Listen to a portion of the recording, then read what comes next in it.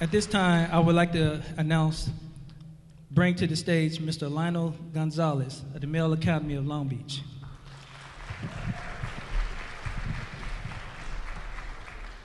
Good morning, gentlemen. It's a pleasure to have you guys here today, and I want to start with recognizing what today is. Well, not today, but this month. And for those of you who don't know, May is Asian Pacific Islander Month. So as we're here today, let's be cognizant of our Asian and Pacific Islander brothers and their culture. We're all one. It's what we teach in the Mel Academy. It's what Long Beach is all about, diversity. And I'm happy to see you guys here this morning. As we get on with our program, I want to remind you guys that a lot of people have put time into today.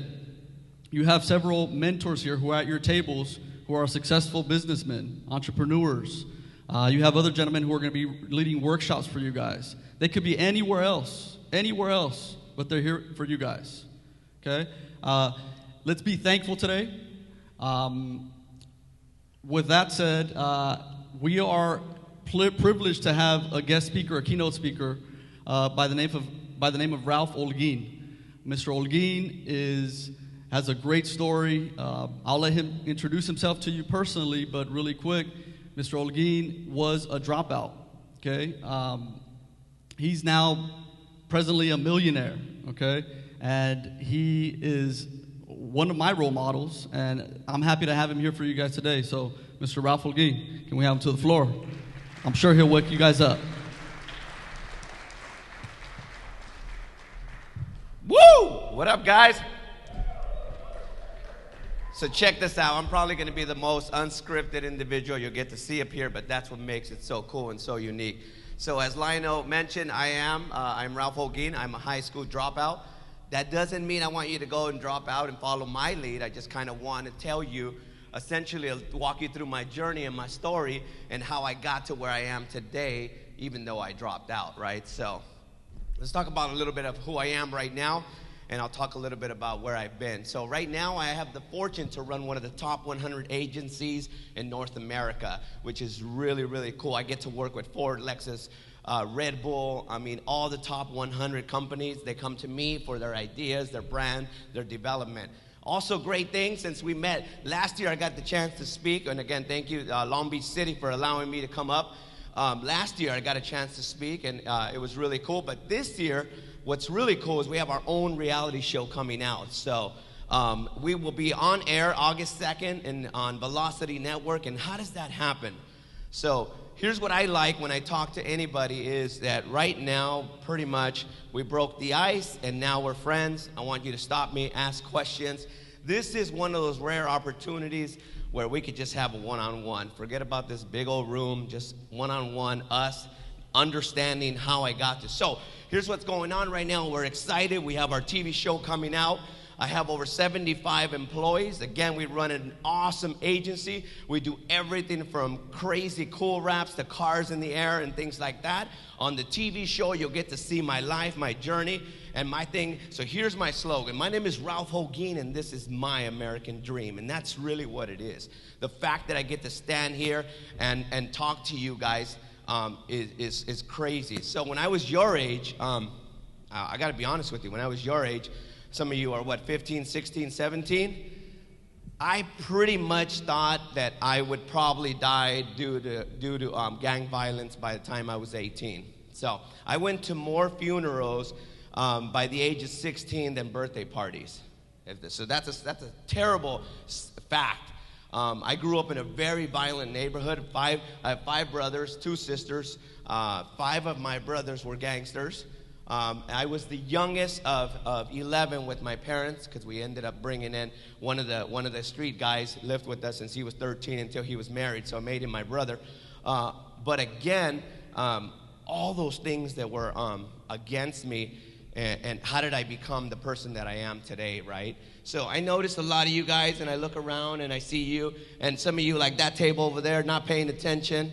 And that's okay, because I just want to make sure it's going to be one thing that resonates. Because I used to be like you. I used to go community youth gang service, used to come get me from the hood and say, hey, come on, Ralph, and I didn't care. I had a chip on my shoulder, and eventually that's why I dropped out, because I thought everybody was against me. I thought the system, I don't care. I don't care about the system. They don't care about me. I don't care about them. And the reality was that it didn't resonate until later how much I would need school, how important school would play a role in my life. So yeah, I've been able to do this and been able to rise to the successes that I've been able to rise to, but I've had the struggles to get there. I've had to struggle harder than that educated individual. I had to break these doors open and make sure that they stayed open for me. Right? So again, I grew up in that environment that was really hostile, that was really, to be quite honest with you, I used to hate Mexicans. I'm Mexican, but I used to hate, because all I saw was violence. All I knew around me was violence. Even the girls, I was like, oh man, I'm gonna marry a white girl, And because all I could see was the cholas and the cholos. So you kind of create this core around you until I understood my culture and I understood what it was fighting for, or essentially where it was struggling, right? I got asked one day, why didn't you graduate high school? And I said, I tried to graduate the streets. Like, I tried to survive. Like, high school wasn't a priority to us. My entire neighborhood dropped out because that's what it was. And it wasn't that you dropped out because you were cool. It was because you dropped out because you needed to go get money. You needed to help your parents. You were struggling. We lived in a 2-bedroom, 11 of us, 2-bedroom. So in order to understand why I'm here or where I am today is really what was it that drove me, right? So I know a lot of you guys carry this anger, whether your mom's not around or your dad's not around or something. I say just use it as fuel. What turned me was all that violence, everything that I saw, everything that was surrounding me. I used it as my catalyst to drive me to who I was going to become, to this individual that was relentlessly hungry, tired of being poor, tired of being broke, tired of being a minority, tired of just being someone that said, nah, just sit over there. I wanted to break away from that. And for me, that was like my biggest mission. So I started RMD, right? Now RMD is, it is absolutely my dream come true because I visualized it. So RMD stands for Ralph's Mobile Detailing. And it's from those humble beginnings that drive me and really get me to be who I am. So you can imagine, at the age of 19, I'm a high school dropout. I had a job, and then they fired me. I had a job since I was 16. So now I'm 19, I'm broke. I don't have anything to fall back on. All I knew was how to wash cars. And all I knew was how to make people happy. So I started to use that. I used that as my tool, right? So this gentleman right here, just picking him out, but I want you to fall in love with me. Why? Because I want to drive passion, conviction, devotion. You get it? Because when I would walk up to a customer, they didn't know if I could clean a car. They didn't know what I could do, but I knew that they were going to fall in love with Ralph. And the stuff I did just happened to be the caveat or essentially the icing on the cake. So I made sure that I focused on what I was going to do, who I was going to be, and how I was going to set myself apart. So when every opportunity, and I look at it as every opportunity open, man, I made sure I took the hinges off that door and opened it for my brother, opened it for anybody that was following me behind. So I turned Ralph's Mobile Detailing into one of the top 100 agencies in North America. And how does that happen, right? It's the relentless pursuit of saying, I can do that. People would, every single one of you guys, don't lie to me, you all fake the funk. All of us fake the funk. And that's cool, because you fake it until you make it. And what it means is that if you don't know how to do it, don't say I can't do it. Say, let me figure it out. And that's what I did. People would walk up to me and be like, hey, can you do this? Can you float a car? No, but I will figure it out. And mind you, I didn't live in your guys' world. I'm talking about the digital world that you live in, where everything is accessible. And hey Siri, I didn't live in that world. I had hey Theo, how do you do this? And so you guys have amazing tools now, but think about where I had to go through or what I had to go through to get to that point, right? So what I started to do is I built an environment where yes was the answer, where yes, I can do that, where yes, hey, but do you think, like I never let, very important, guys, very important. I never let my ego, I never let my pride get ahead of my hunger, okay? So remember that. That's very important because I'm gonna tell you, we're all stupid sometimes. And we'll put that ego or we'll put that pride in front of us and that'll just mess up that opportunity. Now, mind you, here I am, an individual, or I should say, here I am, a Mexicano, never been out of the neighborhood, never been out of California. Now I'm traveling to Detroit. Now I'm traveling to the top 100 Fortune 500 companies, and they're utilizing my services. So 1993, I opened RMD. 1996, I had 95 staff members covering the entire United States, Canada, and Mexico on automotive programs, right? And it just became that I was never gonna say no until I felt that it was at my point. Hey, Sam, can you get water? So the reality is this, guys, and why I wanted to come and why Lionel wanted to come and talk to you is because we go through so many journeys and all these amazing mentors and all this stuff. The reality is what is it that's gonna break you apart? What is it that's gonna set you into motion, right? And that's none of us, not me, not Lionel, not any of us can tell you that, but you. And it's what do you want? And I have daughters, so I have to talk to them all the time. And what are we looking for? So men, and I said men, because you're gonna be men in no time, what are you looking for? Here's the key to success. Find weaknesses and gaps and fulfill them. Find something that you love to do and figure out how to get paid to do it. You understand? So what I found was I had these huge companies making millions of dollars in Detroit, but didn't have an operation system. You know what they were missing? They were missing a Ralph. And they were missing a Ralph that had 25 other Ralphs with them. Thank you. You get it? And they were hungry. Dude, when you grow up poor, man, you hungry. I don't care what you say to me. You can deny it all you want. You can act all you want. But this is one of those things, man, dude, let me in. I got to get it. But again, I don't let my pride or my ego take the lead. I become humble, I become graceful, and I become thankful. And that's super important. And later on, I would find out and I would realize all these things when a teacher talked to me, how they talked to me. What was it? What was it that triggered me? And it was always, if I look at it now, it was always my ego and pride taking the lead. And I never, ever thought that, shit, all they're trying to do is help. And the reality is that, look around, guys. None of us, including your friends, have to do anything for you. Remember that. Nobody owes you nothing. Not one person in this room owes you nothing, not even your parents.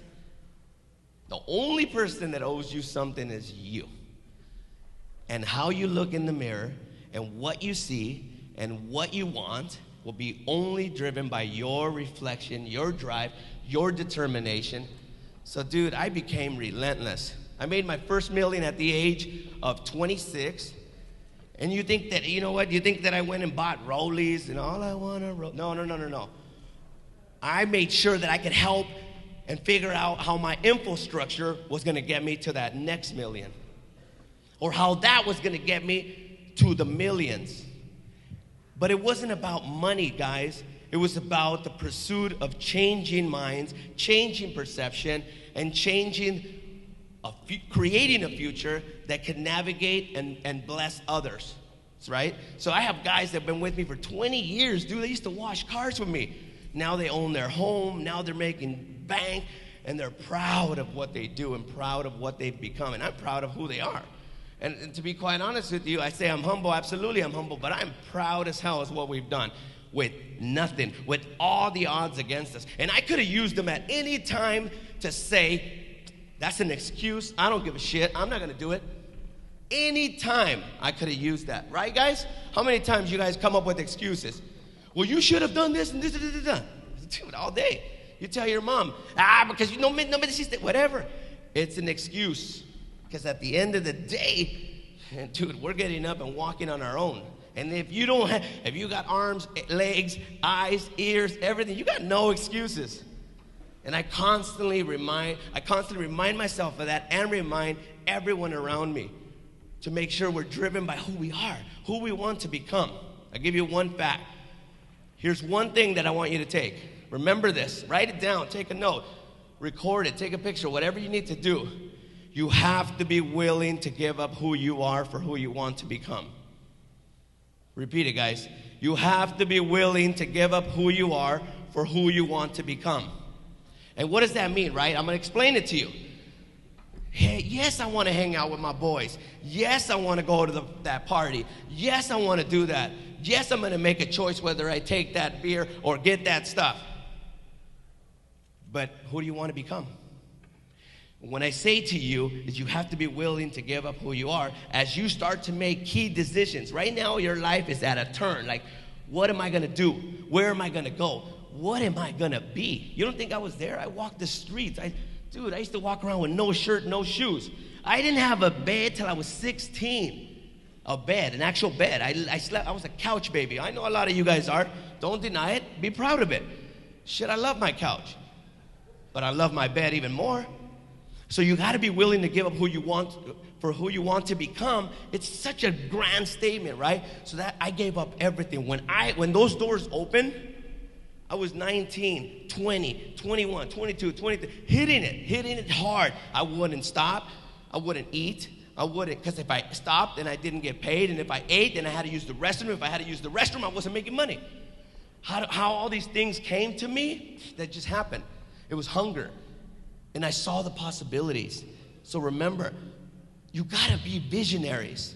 You can't get what you can't see, guys. How many of you, dude, how many of you like looking at your phone when it's black? You? Liars. Right? You don't. You gotta turn it on. You gotta turn it on. And it's the same thing. You gotta see what you're gonna get. Now, become a visionary, dude. Become visionary, man. And anything. I don't care if it's getting that hoodie. I don't care if it's getting that phone. But what did you do to get there? And I guarantee you, the funny thing is you guys get stuff that we don't get, and you get it quick, right? And when you're determined, whoo! Damn, ain't no stopping that determination. I got kids. Don't tell me. So it's the same thing in life. What do you want? And you have to be willing to give up your friends, your boys. You have to be willing to give up those things that are not going to take you to where you want to become. Does that mean you sold out? Does that mean you gave in? Absolutely not. It means that you're changing. It means that you're ready to evolve. It means that evolution is inevitable, and you're going to be one of those individuals that's going to make that change. So I have a huge marker in my place, huge marker. It stands about 12 feet tall, and it says, RMD, unexpected, leave your mark. That's exactly what it means. So I can make a choice, guys. Here's the thing.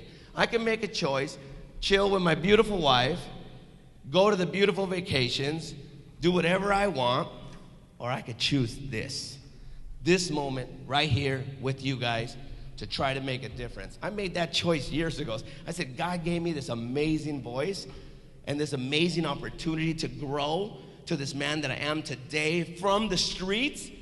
I'm going to use it every time I can. Like that beautiful young lady right there. I know I got her attention already. I love that. That's what it's about. It's the moment we connect. The moment we connect, I'm going to feed off that. I'm going to inspire. I got the goosies right now because I could see it. You know, and like I told you, I don't bring a script. You know, I just bring a hoodie. And the reality is that it's who I am. I can't tell you what to do. I can't tell you how to be. None of us can. I can tell you where I've been and what I've done to get there, and you got to use it. You got to use whatever I gave you for your tools and however they're going to work for you. None of us here, excuse me,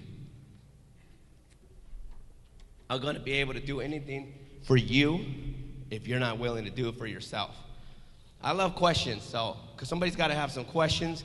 I want to throw them at you. I want to make sure. Come on, guys. Girls, don't be shy. Where? Yep.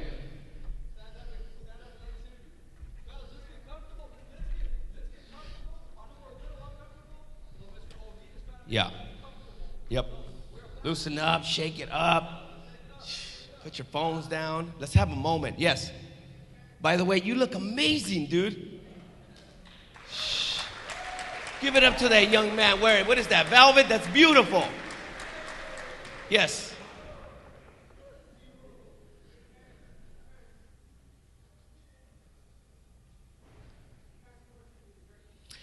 Did my parents support me through my journey? So my parents are non-English speaking parents, and they did later. So yes, the answer is yes. During the process of school and my defiance, because it really was my defiance, like no, I don't want to go. My dad kicked my ass, dude. Kicked my ass to go to school. Eventually, I didn't go to school. Eventually, one day, I just stopped going. And then my parents said, what are you going to do? What are you going to do? Rafael, what are you going to do? And I didn't have an answer for them. Luckily, I found that job, lost that job. Then I thought, I went over to San Diego because my brother was awesome and he had this whole opportunity. Man, that was the worst, best thing that ever happened to me. Worst, best thing. I took the streets, I sold computers. I had $1.10 in my pocket every day to buy 2 tacos at Jack in the Box. I stood, that was my meal, 2 tacos at Jack in the Box while I sold computers, walking the streets in San Diego. 6 months later, I came back home, and that's when I started RMD. And my wife and my mother-in-law supported me, and my mother-in-law at that time was even collecting food stamps.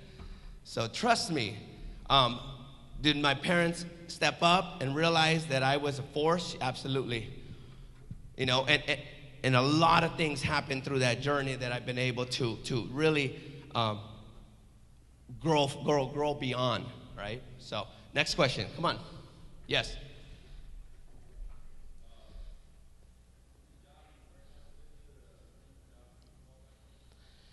Okay, so that's a great question. So I never, ever, ever saw it as a job. I saw it as Ralph, you're gonna be in charge of your destiny, succeed or fail. And if you fail, here's the beauty, adapt. Move with the punches. Did I set out to be, did I say, oh, I'm gonna start RMD and Ralph's Mobile Detailing and have my own TV show? No. So I adapt. I grew. I blossomed. I moved with the punches. We had a video for you today. It didn't work. So what? Stuff's not supposed to be perfect. You can control what you can control. That's it. Move with the punches. Stuff ain't gonna be perfect. Stuff's not gonna go the way you want it to go. It ain't all gonna be scripted. As much as I saw stuff, hey, listen, I'll tell you a great story. Dude, I was doing amazing in 2000. All my boys were with me. All the dudes from the hood that I thought were like you know what I mean. Boom, woke up Monday morning to a phone call and said, come to your office. Why? Everything is gone. Robbed. Gone. Everything that I worked for, everything that I've done, me and my wife, sitting outside crying. Gone. Who stole it? Who do you guys think stole it? Exactly. Because they felt I owed them something? Because they felt I sold out? Because they felt that I had it all and I needed a wake-up call? Who made them the judgment? So you know what? I moved.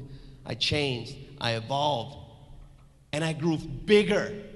I grew bigger than they ever would have ever anticipated.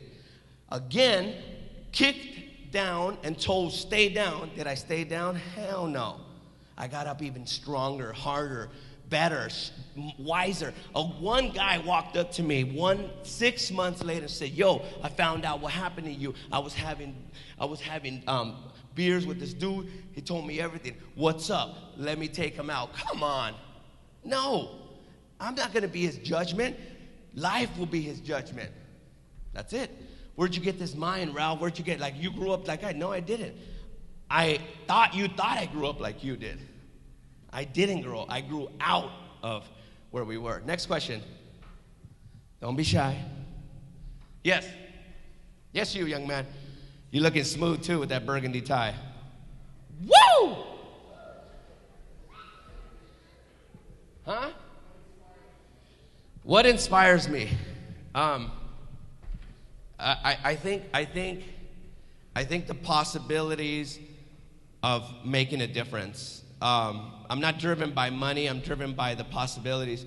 I'm driven by I think like this. I think, what if I had stayed in school? What would have become of me? Look at everything that I've done. Look at what I've accomplished. Look at who I am. And then I say, now what can I do to inspire more?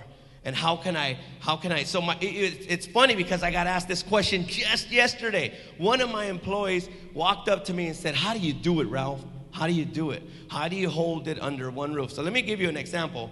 My day-to-day, I run the entire production that's happening right now for my TV show. There's 12 guys in there. There's an entire print room in my facility. I have a 100,000 square foot location with 50,000 square foot facility. Inside there, we have a full company that builds exhibits, a full company that builds all the automotive events, campaigns, launches, everything, a full company that does all print, a full company that does automotive car builds, and then a full company that does all fabrication. So he walks up to me and says, how do you do it? And I said to him, because of the possibilities. It's like that FOMO, right? You guys have FOMO? You know what it is? Yes? Absolutely. I don't think I have FOMO, but it's like that FOMO. I have a fear of missing out what's possible. So what I say is like, who am I? Who am I to not push myself to the limits? Who am I not to tell you that you can do anything? You can. So I'm always driven by that. And am I going over time? I'm good? And I'm driven by spaces, right? Spaces, places, things. And I come in here. So here's how I'm gonna lay it down straight for you. I come in here, and I'm gonna throw the team under the bus a little bit. But this inside me shouldn't happen. They're not having this and not having that because we owe it to you to give you the best show possible. And we as adults, we have to fix that. I walked to my daughter's talent show in 2000 and something, and it didn't work, dude. How could we, if the kids get up here and we don't have sound for them, we don't adults, we can't fail you. We can't fail you. If we brought you in, we cannot fail you. So next year, if I'm here, if I get the privilege, all this stuff, we're gonna bring in, I'm gonna bring in my own audio, my own visual. Not that the school wasn't ready, it's just, dude, things.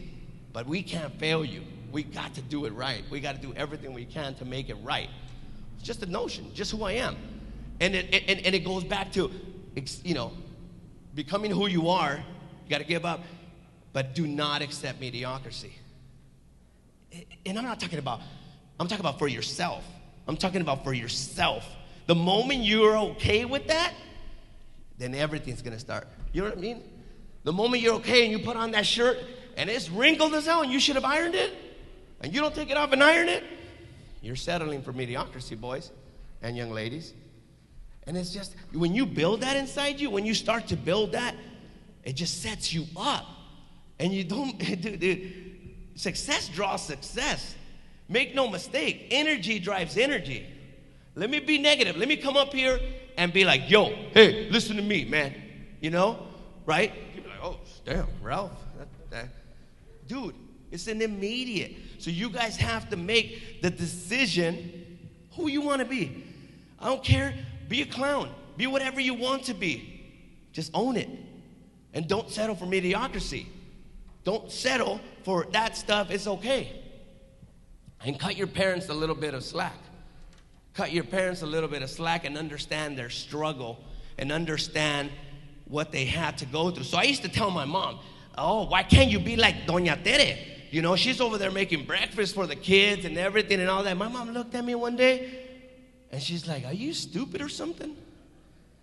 Doña Tere is an unemployed mom. I am an employed mom trying to feed 11 of you, 6 men, 2 girls in a 2-bedroom house. Man, I was like, oh, damn, she got mad at me.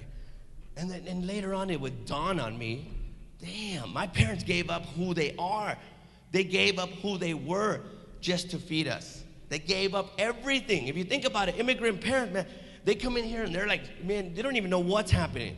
If you think, at least myself, my wife, we're so assimilated now. We're having discussions. So where are we going to college? Like, shit.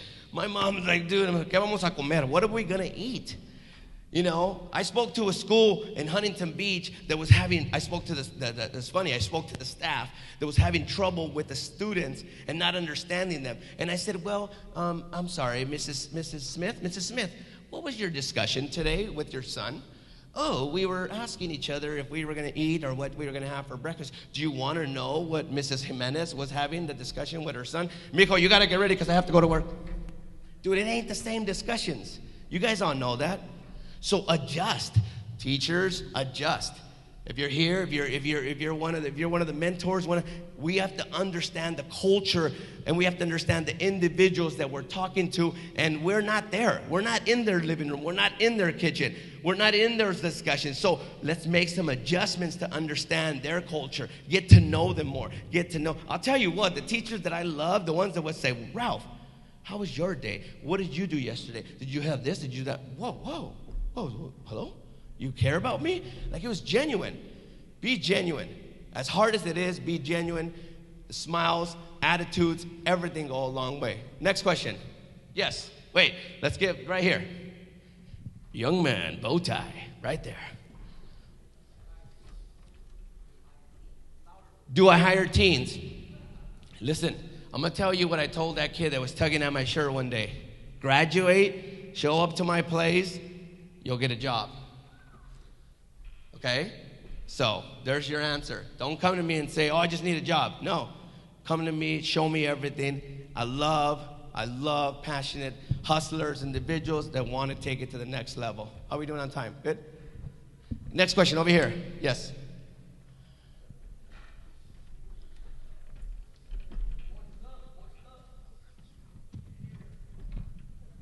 Hold on, they're going to bring you a mic. Woo!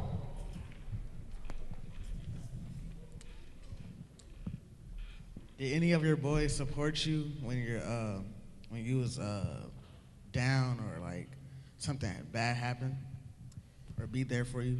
Yeah, I think you realize fairly quickly as you become a young adult that you got to have friends that you can count on your hands.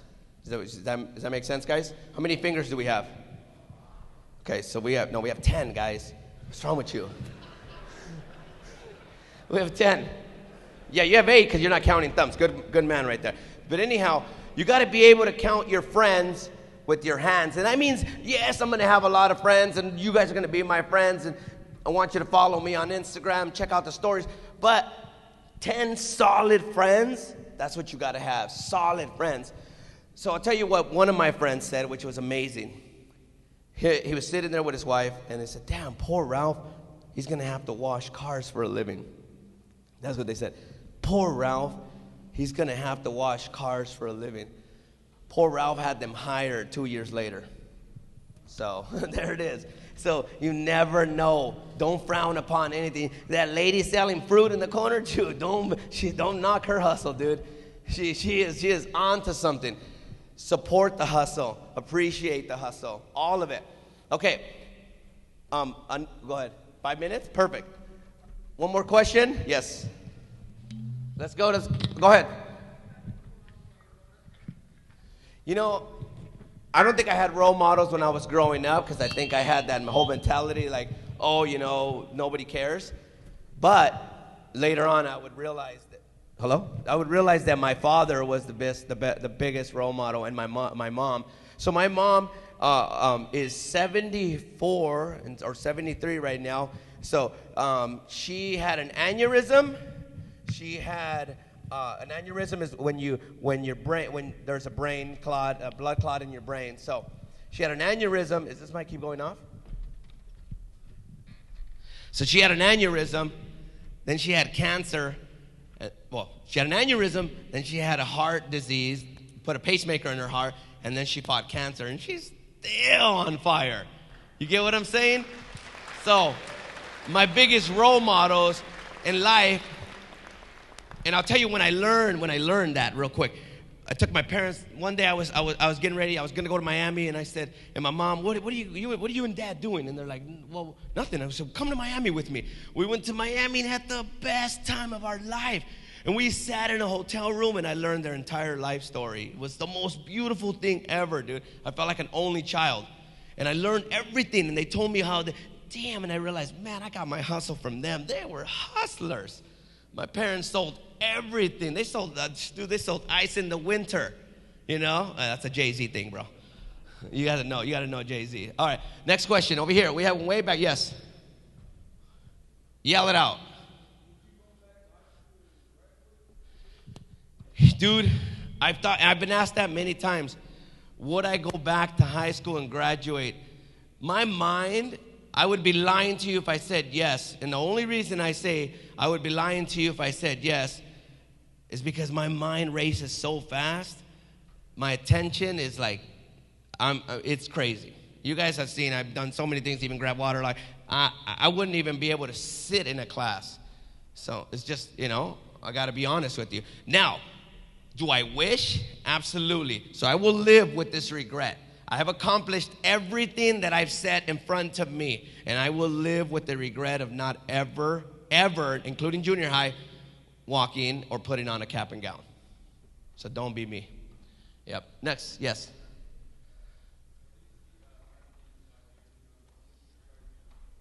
$1 million to detail your car. It's a good price, right, guys? I'm giving him a discount. His question was, where do we see RMD in 5 years? Okay, beautiful question. Now, because I'm prepared, because I've done everything, and because I'm a visionary, we're going to be known around the world. My show, make no mistake, my show will be one of the best shows. My show will be one of the best minority shows ever on Velocity. Let me tell you guys how beautiful things are. And it's stuff that you set into motion. My show hasn't even aired, and I've already been booked to be one of the co-hosts at Barrett Jackson Live in Connecticut. Okay? The world doesn't even know me yet, and I'm already booked. That's because my personality and everything comes through. My show did so good internally that it got taken up to the board of directors. The only show to ever be chosen by the board of directors at Velocity.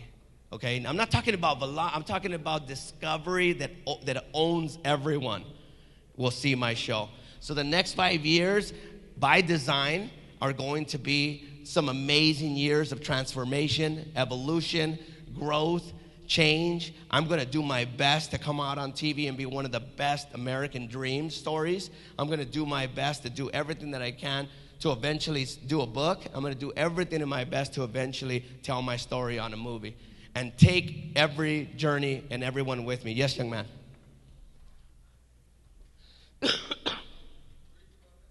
I grew up in Torrance. I grew up by Alpine Village. 1982, second worst neighborhoods in the world. Second worst. So I hate talking about stuff because I don't want you guys to think, but I literally, at your age, how old are you? 13? A little bit younger. At the age of 9, I witnessed literally a bombing in front of my house. I know, you don't believe me? Look it up. I seen stuff that none of you. I literally have picked up dudes from drive-bys and carried them. I walked out. I closed the door one day at my house. Shut the door. Heard boom, boom, boom, boom, boom, boom. Stared at my mother as she stared at me. And I looked at her and I said, my brother's outside. And she, boom, and he was shot. Absolutely. And when I got to him, I kicked him. I was so angry because I had just told him to come inside with me. And I kicked him, boom, but what are you doing? He got shot in the butt too, that was good. So he tried to jump a fence and they caught him. I'm like, damn. So, again, I could have used everything. I could have used all those excuses. Every minute that I had, I could have used as an excuse to say, I don't want to do it. I don't want to be it. So, next question. I think we're almost out of time. Right, the young men right there, yes. Let's go, young man first. Go ahead. If I could go back in time, what would I change? Damn. You know, I think I have to say that if I can go back in time, I would literally change my methodology when I was thinking at your age that school sucked. And because I think, man, could I have become even greater? So my biggest struggles, guys, I'm going to tell you, I don't know how to spell right. I don't care. I don't know how to spell right. I don't know how to type fast, so don't ask me to type your email. That's why I got people. And all those things. So as you can imagine, in corporate America, that's frowned upon. Come on. So my passion has to be even bigger. You get it? So I have to show them that I'm worth it. Even greater, because the reality is that if they see that, they might say, nah, Ralph, it's kind of cool, but yeah, it kind of sucks at writing. So I got to change that. Yes, young man. Next question over there. Yes.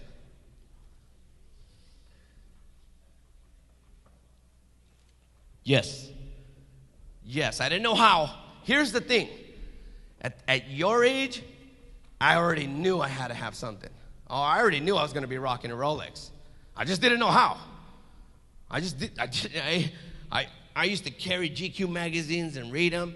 I used to get on the bus and go all the way to the beach and spend the entire day watching the waves and trying to think of what am I going to do, and get back on the bus and go to Taco Bell and eat a burrito, and that was my breakfast, lunch, and dinner, dude. I still love Taco Bell.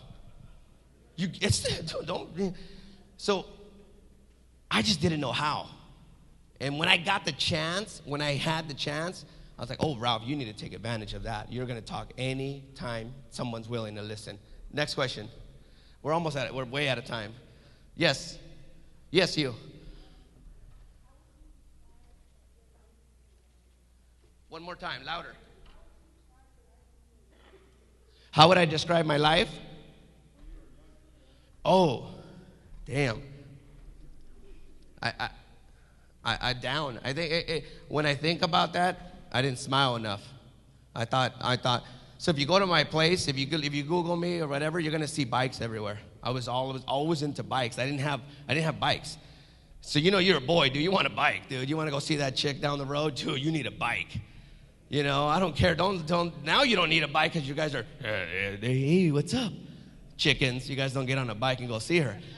But I failed myself later on in life with those things that I was missing, things that connected me to my youth, things that I found myself realizing that I wasn't the man that I wanted to be because I was missing. I wanted a bike. So now I have 50, 60 bikes, and it's things that make me happy, things that are amazing to me. One more question? Okay, yeah, yes.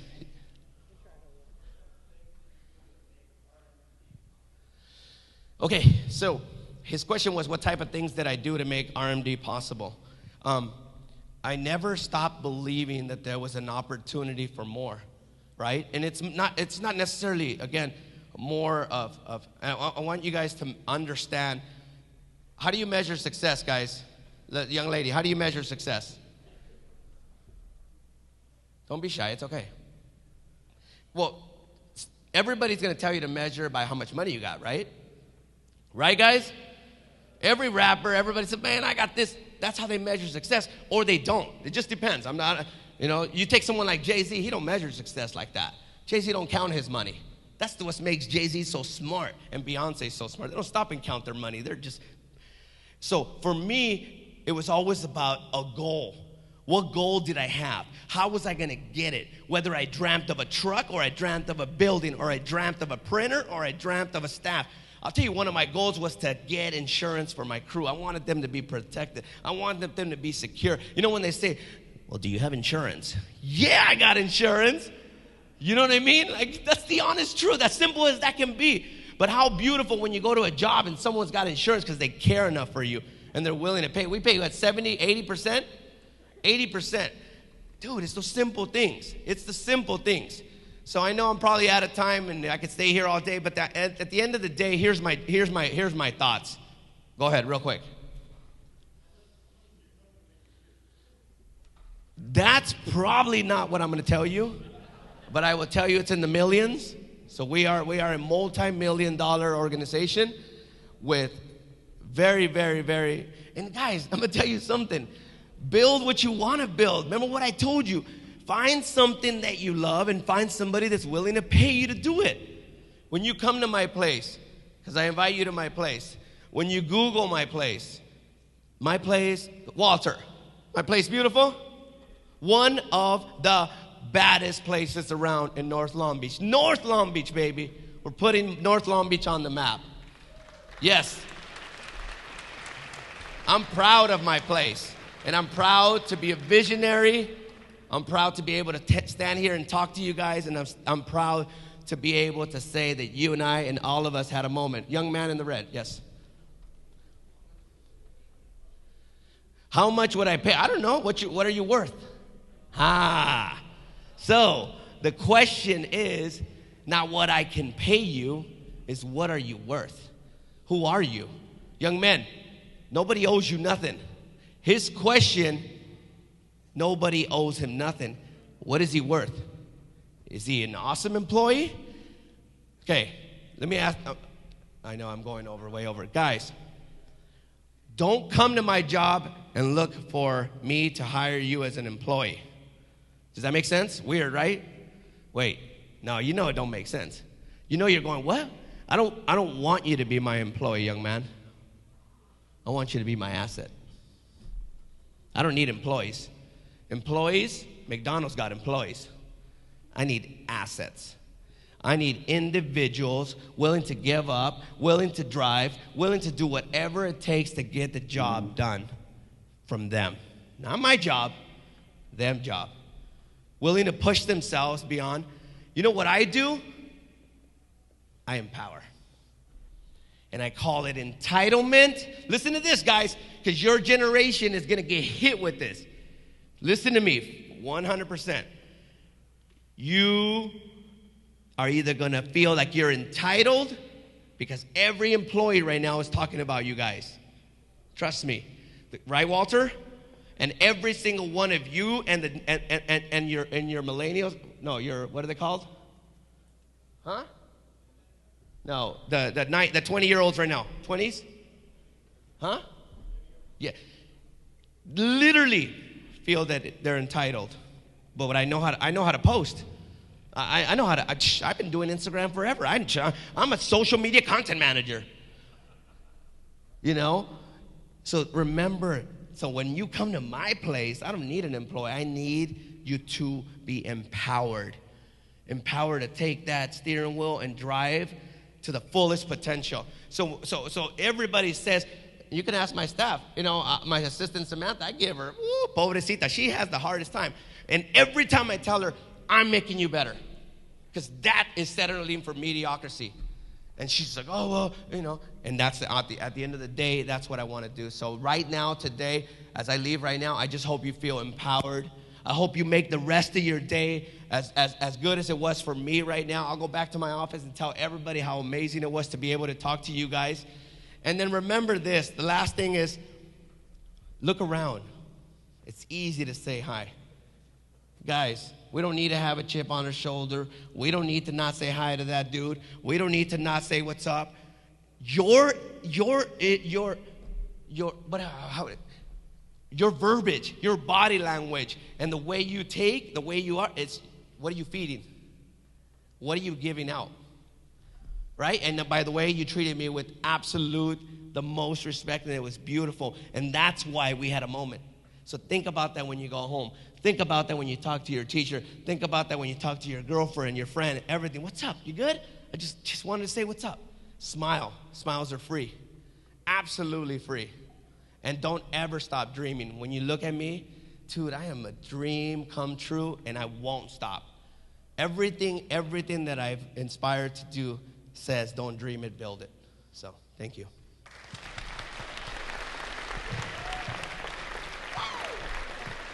Fellas, can you stand up and please, everybody stand up. Stand up. And I ask you to stand up and keep clapping, because one of the simplest things that we want to continue doing is being thankful for people like this and people that are sitting at your table right now that you're going to get an opportunity to meet. So, Ralph, thank you guys. Ralph. So keep standing, fellas. So he doesn't know, but see, what you guys are doing is that we're doing together is that we're building a foundation right now. A foundation that we have 400 young men here right now being supported by adults, okay? Entrepreneurs, businessmen, firefighters, okay? Everybody is here right now to support you, okay? Right now. This is a foundation. This is the second year we've been doing this. And it's going to continue and it's going to get bigger, okay? And as he's talking about vision is that this is going to end up at the convention center one day, okay? This is where we're going, fellas, okay? This is where we're going. Because of leaders and because we stick together, all right? So with that said, you guys are standing. I appreciate it. Thank you for being so thankful. I want to thank him personally right now because he doesn't know, but on your behalf, from you guys, our teachers, our superintendent, okay, we have an award for him. It's a humanitarian award. Lift it up. Open it, Ron.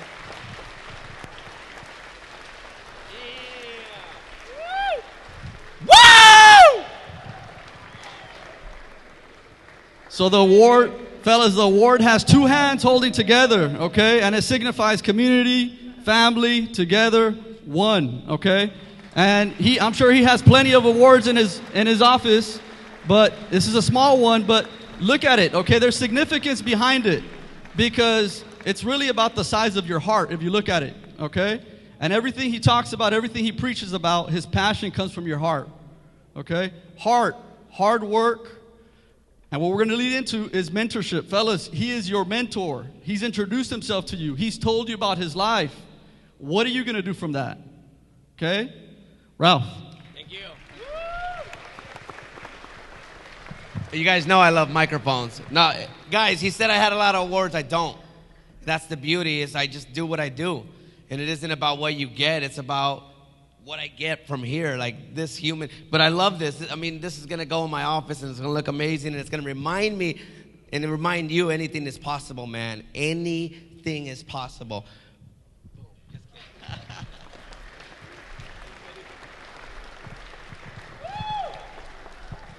Thank you, guys. You guys can sit down.